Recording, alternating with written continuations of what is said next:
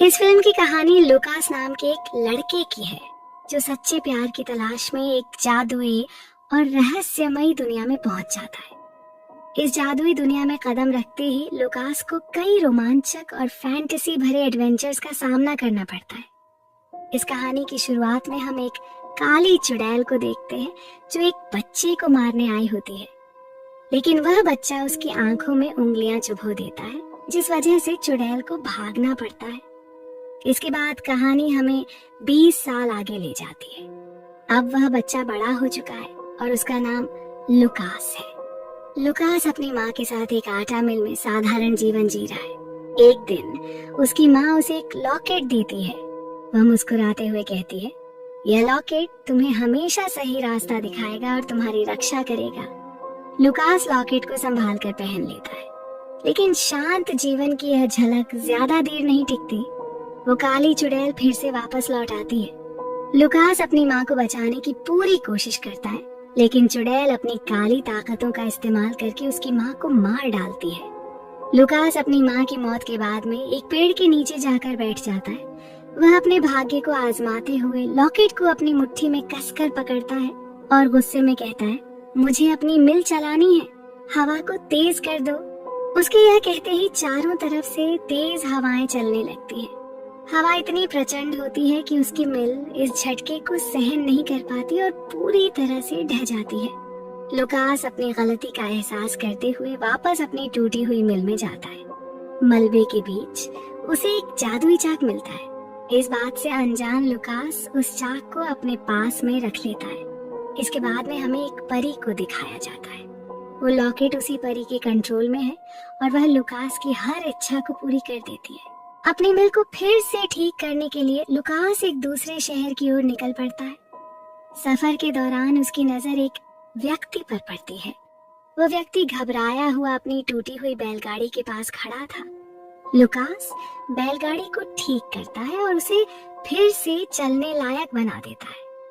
मदद के बदले वह व्यक्ति लुकास को अपने साथ काम पर रख लेता है, लेकिन यह व्यक्ति एक दर्जी होता है जो चालाकी से लुकास को अपने जाल में फंसा लेता है। जैसे ही लुकास उसके सामान को उठाने में मदद करता है, दर्जी अचानक अपने सामान को नदी में गिरा देता है और इस सब का इल्जाम लुकास पर डाल देता है और उसे मजबूर करता है कि वह 1 साल तक उसके लिए काम करे। समय बीतता है और एक दिन लुकास को शहर के चौराहे पर भीड़ दिखाई देती है। वह अपनी खिड़की से झांक कर देखता है कि एक जादूगर अपनी 7 बेटियों के साथ में जादुई करतब कर रहा होता है। वह सभी को बताता है, एक जादुई दुनिया है जो इस संसार से परे है। वहाँ एक 7 सींगों वाला मेंढा रहता है और उसका 7वां सींग सोने का बना है। इस मेंढे के सामने जो कुछ भी मांगा जाए वह पूरा हो जाता है। जादूगर की ये बातें सुनकर लुकास जल्दी से अपना जरूरी सामान उठाता है और उस दुनिया की तरफ निकल पड़ता है। लेकिन दर्जी को जब यह पता चलता है कि लुकास भाग गया है तो वह गुस्से में पागल हो जाता है। अपनी साजिश को अंजाम देने के लिए वह लुकास के पीछे अपने खूंखार कुत्ते छोड़ देता है। तभी परी उसकी मदद के लिए प्रकट होती है। वह अपनी जादुई ताकत से एक प्यारा सा पपी भेजती है। पपी उन कुत्तों को अपनी भाषा में समझा बुझाकर वनहा से वापस भेज देता है। ये देखकर लुकास का दिल पपी पर आ जाता है और उसे भी अपनी एडवेंचर जर्नी में शामिल कर लेता है। लुकास और उसका प्यारा साथी पप्पी अपनी यात्रा के दौरान एक गांव में पहुंचते हैं जहां पर एक शादी हो रही होती है। लुकास को बड़े जोरों से भूख लग रही होती है और उसे खाने का कोई उपाय नहीं सोचता, इसलिए वह एक चालाक योजना बनाता है। वह पप्पी को शादी में भेजता है और उसे दुल्हन की पोशाक को फाड़ने के लिए कहता है। पपी अपनी चंचलता से दुल्हन की ड्रेस को खराब कर देता है। तभी लुकास दर्जी बनकर वहां पहुंचता है। वह दुल्हन की ड्रेस को अपनी छोटी सी सिलाई मशीन से सिलकर ठीक कर देता है। इस काम से खुश होकर दूल्हा उसे एक सिक्का और खाने पीने का सामान देता है। लुकास इस इनाम से खुश होकर एक खंडहर में सोने चला जाता है। तभी जादूगर और उसकी 7 बेटियां वहां पहुंचती हैं। जादूगर की सबसे बड़ी बेटी लुकास से कहती है, तुम्हारी किस्मत तुम्हें उस जादुई दुनिया तक जरूर ले जाएगी, बस खुद पर विश्वास रखो। अगले दिन लुकास अपनी यात्रा को जारी रखते हुए एक और गांव में पहुंचता है। वहां वह देखता है कि किसी की मृत्यु का शोक मनाया जा रहा है। ये देखकर लुकास को फिर से एक योजना सूझती है। वह पपी को भेजता है जो पादरी की पोशाक को फाड़ देता है। वहां भी लुकास दर्जी बनकर पहुंचता है और पादरी की पोशाक को सिल देता है। इस मदद से खुश होकर पादरी उसे ठंड से बचने के लिए एक गर्म कोट देता है। अब लुकास और पपी एक तीसरे गांव में पहुंचते हैं जहां राजा और रानी की सालगिरह का भव्य आयोजन हो रहा होता है। लुकास अपनी पुरानी ट्रिक आजमाने की कोशिश करता है, लेकिन इस बार दूल्हा और पादरी पहले से ही वहां मौजूद होते हैं। वे लुकास को पहचान लेते हैं और चिल्लाते हैं, ये वही धोखेबाज है जो लोगों को बेवकूफ बनाता है। ये सुनकर राजा गुस्से में आ जाता है। वह लुकास को जेल में बंद करवा देता है और ऐलान करता है कल सुबह इस धोखेबाज को सजाए मौत दी जाएगी। लुकास जेल में बैठा अपनी किस्मत को कोस रहा होता है। तभी उसका ध्यान अपने लॉकेट पर जाता है। वह लॉकेट को कसकर पकड़ता है और परी के बारे में सोचता है। कुछ ही पलों में परी की मधुर आवाज सुनाई देती है। वह लुकास से कहती है, इस जेल से बाहर निकलने का एक गुप्त रास्ता है जो तुमसे सिर्फ 7 कदम की दूरी पर है। लुकास तुरंत खड़ा होता है और गिनकर 7 कदम आगे बढ़ता है। जैसे ही वह 7वां कदम रखता है, उसके सामने एक गुप्त तहखाना खुल जाता है। बिना कोई समय गवाए लुकास उस तहखाने में कूद जाता है। वह सुरंग के अंदर चलता रहा और कुछ ही देर में वह एक गुफा के बाहर आ गया। लुकास समझ गया कि अब वह उस जादुई दुनिया में पहुंच चुका था जिसका जिक्र जादूगर ने किया था। लुकास उस अद्भुत और जादुई दुनिया में कदम रख चुका था और वह आगे बढ़ता हुआ एक छोटे से घर के पास पहुंचता है। घर के अंदर उसे लूसिया नाम की एक लड़की मिलती है जो उसे देखकर चौंक जाती है।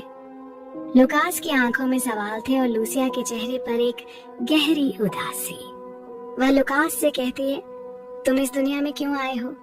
ये दुनिया अब खत्म हो चुकी है। लूसिया बताती है, जब से मेंढा यहाँ आया था ये दुनिया चमत्कारी हो गई थी। हर तरफ खुशहाली थी। लेकिन एक दिन जब हम सभी औरतें जंगल में गई थीं, तभी मेंढा कहीं खो गया। उसके बाद जैसे ही मेंढा खोया पूरी दुनिया में तबाही मच गई। भूचाल आया और हम सभी औरतें इस जगह पर फंस कर रह गईं। लूसिया फिर लुकास को एक ऊंची चोटी पर ले जाती है और कहती है, यह धरती पहले समतल थी, लेकिन अब नीचे एक गहरी खाई बन चुकी है जहां हमारे सारे पुरुष और बच्चे हमेशा के लिए समा गए। वे अब कभी नहीं लौटेंगे। लुकास इस सब को सुनकर सोच में पड़ जाता है। वह लूसिया से कहता है, क्या पता वे सब नीचे जिंदा हों, हमें नीचे जाकर देखना चाहिए। लूसिया उसके इस विचार से थोड़ी चौंक जाती है, लेकिन नीचे जाना बहुत कठिन होता है। वह लुकास को उस स्थान पर ले जाती है जहां बहुत सारी औरतें सोई हुई होती हैं। लूसिया उसे बताती है, इन औरतों पर एक अभिशाप है। वे दिन में सोती हैं और रात में जागती हैं। हर रोज वे अपनी पुरानी यादें भूल जाती हैं। ये सब एक अभिशाप के कारण हुआ है। लुकास ये सुनकर हैरान रह जाता है, लेकिन लूसिया आगे कहती है, मुझे इस अभिशाप का असर नहीं हुआ क्योंकि मेरे पास ये 2 सोने की बालियां हैं। ये बालियां मुझे सुरक्षित रखती हैं। फिर लूसिया लुकास को चेरिना फल के बीज देते हुए कहती है, इन बीजों को खाने के बाद में हमारी पुरानी यादें वापस आ जाती हैं। रात होते ही सारी औरतें जाग जाती हैं और लूसिया के घर आती हैं। लूसिया के घर पहुंचते ही उन्हें लुकास की टोपी मिली जो उनके शक को यकीन में बदल देती है। लेकिन जब वे घर की तलाशी लेती हैं तो उन्हें लुकास कहीं नहीं मिलता। दरअसल लुकास ने अपने पास में रखे जादुई चाक की मदद से खुद को छुपा लिया था। जब औरतें चली जाती हैं, लुकास बाहर आ जाता है, लेकिन उसकी राहत ज्यादा देर तक नहीं टिकती। वे औरतें फिर से लौट आती हैं और इस बार उसे पूरी तरह घेर लेती हैं। लुकास और लूसिया मिलकर भागने की कोशिश करते हैं, लेकिन औरतें लूसिया को बंदी बना लेती हैं। इसके बाद में वो लुकास को पकड़ने की कोशिश करती है और जब बचने का कोई रास्ता नहीं दिखता तो वह पहाड़ी से छलांग लगाने का फैसला करता है। तेजी से गिरते हुए लुकास कंबल को पैराशूट की तरह खोलता है और किसी तरह सुरक्षित नीचे उतरने में कामयाब हो जाता है।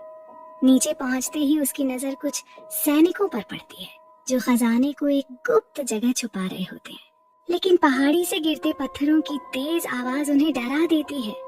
और वे खजाना वहीं छोड़कर भाग जाते हैं। सारा खजाना अब उसके पास था। वह खजाने को गाड़ी में लादकर पास के गांव की ओर बढ़ता है। गांव में पहुंचने पर उसकी नजर उन्हीं सैनिकों पर पड़ती है।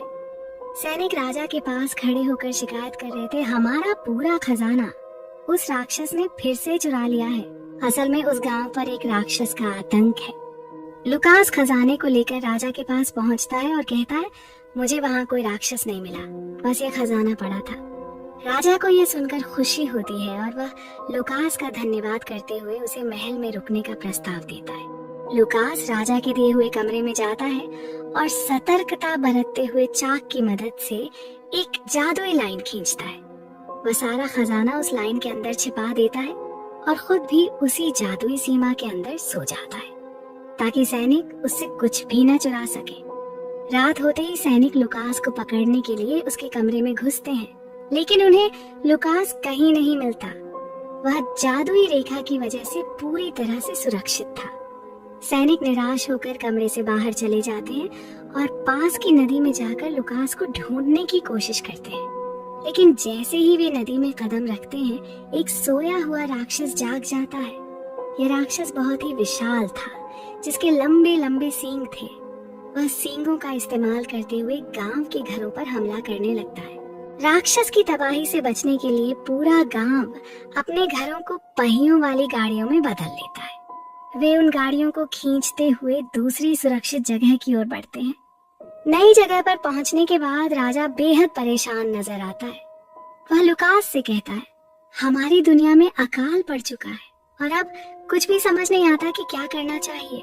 लुकास राजा की समस्या सुनता है और उसे चेरेना फल के कुछ बीज खिलाता है। बीज खाते ही राजा की पुरानी याददाश्त लौट आती है, लेकिन तभी मौसम बदलने लगता है। बर्फबारी शुरू हो जाती है और तेज हवा चलने लगती है। ये देखकर लुकास को एक उपाय सूझता है। वह सोचता है, अगर मैं एक ऐसी मशीन बना सकूं जो हवा की मदद से हमें ऊपर पहाड़ तक पहुंचा दे, तो शायद हम कोई हल निकाल सकें। लुकास राजा से कहता है, आपकी सारी औरतें और आपकी बेटी लूसिया ऊपर पहाड़ी पर जिंदा है। राजा ये सुनकर आश्चर्य और खुशी से भर जाता है। रात को लुकास परी की मदद से लूसिया के सपने में पहुंचता है। वह उसे बताता है, तुम्हारा गांव अब भी जिंदा है और सारे लोग नीचे सुरक्षित हैं। लूसिया उसकी बात सुनकर राहत की सांस लेती है और कहती है, जब सोने के सींग वाला मेंढा मिल जाएगा तभी हमारी दुनिया पर लगा हुआ शाप खत्म होगा। इसके बाद लूसिया अपनी सोने की एक बाली लुकास को देती है और कहती है, जब भी तुम मुझसे बात करना चाहो इस बाली का इस्तेमाल करना। साथ ही जब तुम मेरे पास आओगे तो मुझे इसका एहसास हो जाएगा। लुकास दिन रात मेहनत करके अपनी उड़ने वाली मशीन तैयार कर लेता है। अपनी योजना के तहत वह मशीन को एक रस्सी से नीचे बांध देता है और खुद उड़कर पहाड़ी की ओर बढ़ने लगता है। लेकिन तभी नीचे खड़े सैनिक उसकी रस्सी को काट देते हैं। इस वजह से लुकास मशीन की मदद से औरतों को नीचे नहीं ला पाता और वह नीचे गिरने लगता है। गिरते हुए लुकास अपनी सिलाई मशीन को पहाड़ी की ओर फेंक देता है और इसके बाद वह जंगल में नदी के किनारे गिरता है जिधर वो राक्षस रहता था। सैनिकों ने लुकास को फंसाने के लिए एक चाल चली। उन्होंने एक जादुई सुनहरा सींग जो उसी मेंढे का था, जिसके गायब होने से पूरी दुनिया तबाह हुई थी, एक बॉक्स में रखकर लुकास के बिस्तर के नीचे छिपा दिया। जब लुकास वहां आया तो सैनिकों ने उस पर इल्जाम लगा दिया कि उसने इस सींग को चुराया है। ये सुनकर राजा क्रोधित हो गया और लुकास को एक अलग कमरे में बंद करने का आदेश दे दिया। कुछ देर बाद राजा लुकास के पास आया और गुस्से से पूछा, ये सींग तुम्हें कहाँ से मिला? लुकास शांत स्वर में बोला, इस सवाल का जवाब सैनिकों से पूछिए, क्योंकि यह शाप तो मेरे आने से पहले ही लग चुका था। राजा को शक हुआ और उसने सैनिकों से सख्ती से सवाल किया। तभी सच्चाई सामने आई। राजा चिल्लाया, जब तुम आए थे उसी वक्त वह सोने वाला मेंढा गायब हो गया था। ये सब तुम्हारा ही काम है। अपनी साजिश उजागर होते देख सैनिक गुस्से में राजा पर हमला कर देते हैं। उसी वक्त राक्षस जाग जाता है और पूरी धरती कांपने लगती है। लुकास इस अफरा तफरी का फायदा उठाकर सैनिकों से वह जादुई सींग छीन लेता है और वहां से भाग जाता है। भागते हुए लुकास को एहसास होता है कि यह राक्षस और कोई नहीं, वही मेंढा है। और उसके सिर से सींग छिन जाने की वजह से वह बेकाबू हो रहा है। वह फैसला करता है कि इस सुनहरे सींग को मेंढे के सिर पर वापस लगाना ही सही रास्ता है। रात को जब लुकास सो रहा होता है, वही काली चुड़ैल उसके पास आती है, लेकिन उसका पपी चुड़ैल के कपड़े फाड़कर उसे परेशान करने लगता है, जिससे लुकास जाग जाता है। लुकास चुड़ैल से मुकाबला करता है और उसे ऐसा सबक सिखाता है कि वह वहां से भाग जाती है। अगले दिन राजा लुकास के पास आता है और कहता है, अगर तुम उस सींग को मेंढे के सिर पर वापस लगा दोगे तो मैं तुम्हें अपना आधा राज्य और अपनी बेटी का हाथ देने का वचन देता हूँ। दूसरी तरफ लूसिया अपनी सिलाई मशीन की मदद से सभी औरतों के लिए उड़ने वाले फ्रॉक बना देती है। वह औरतें एक एक करके पहाड़ी से नीचे आने लगती हैं। इस बीच लूसिया उड़ते हुए लुकास के पास आकर गिरती है। लुकास तुरंत हरकत में आता है और सुनहरे सींग को लेकर नदी में कूद जाता है। नदी के अंदर लुकास मेढ़े के सिर पर सुनहरा सींग लगा देता है। जैसे ही सींग अपनी जगह पर वापस आता है, पूरी जादुई दुनिया में चमत्कार होने लगते हैं। जादुई दुनिया फिर से हरी भरी और जिंदा हो जाती है। इसी के साथ में शाप का अंत हो जाता है और सभी औरतें सुरक्षित रूप से गांव में लौट आती हैं। पूरे गांव में खुशी की लहर दौड़ पड़ती है। राजा वादा निभाने के लिए तैयार होता है। वह लुकास को अपना आधा राज्य और अपनी बेटी का हाथ देने की घोषणा करता है, लेकिन तभी लुकास को एक अजीब सच्चाई का पता चलता है। राजा की बेटी लूसिया नहीं थी, बल्कि कोई दूसरी लड़की थी। ये देखकर लुकास राजा की बेटी को रिजेक्ट कर देता है। वह राजा से कहता है कि वह सिर्फ लूसिया को पसंद करता है और उसी से शादी करना चाहता है। राजा ये सुनकर फैसला सुनाता है, अगर तुम लूसिया से शादी करोगे तो तुम्हें मेरा आधा राज्य नहीं मिलेगा। लुकास अपने दिल की बात सुनता है और लूसिया की ओर बढ़ता है, लेकिन जैसे ही वह लूसिया को छूता है, अचानक एक जादुई घटना घटती है। वह वापस उसी जेल में पहुंच जाता है जहां से उसने इस जादुई दुनिया में कदम रखा था। लुकास को ऐसा लगता है कि यह सब एक सपना था, लेकिन सच्चाई जानने के लिए वह अपने लॉकेट के जरिए परी से संपर्क करता है। परी उसे बताती है कि यह कोई सपना नहीं बल्कि वास्तविकता थी। वह लुकास को यह भी बताती है कि अगर वह फिर से 7 कदम उठाएगा तो दोबारा उस जादुई दुनिया में पहुंच जाएगा। लुकास परी की बात मानता है और जैसे ही 7 कदम उठाता है, वह फिर से उस जादुई दुनिया में पहुंच जाता है। वहां उसे लूसिया एक जगह बैठी हुई रोती मिलती है। लूसिया लुकास को बताती है कि राजकुमारी ने दोबारा मेंढे को बंद कर दिया है और उनकी दुनिया में फिर से अकाल आ गया है। लुकास और लूसिया दोनों मिलकर फैसला करते हैं कि अब वे इस जादुई दुनिया को छोड़कर घर लौटेंगे। परी की मदद से वे दोनों अपने गांव में वापस आ जाते हैं। वहां लौटकर लुकास अपनी पुरानी आटा मिल को फिर से शुरू करता है और अपनी नई जिंदगी बसा लेता है। दोस्तों, मैं अकेले ही इन वीडियो को बनाने में बहुत मेहनत करती हूँ ताकि आपको बेहतरीन कहानियां सुनाने का मौका मिले। अगर आपको ये कहानी पसंद आई हो तो कृपया मेरे चैनल को सब्सक्राइब करें और वीडियो को लाइक जरूर करें। आपके सपोर्ट से ही मैं नई और रोमांचक वीडियो ला सकती हूँ। नीचे कमेंट में बताएं कि आपको ये कहानी कैसी लगी।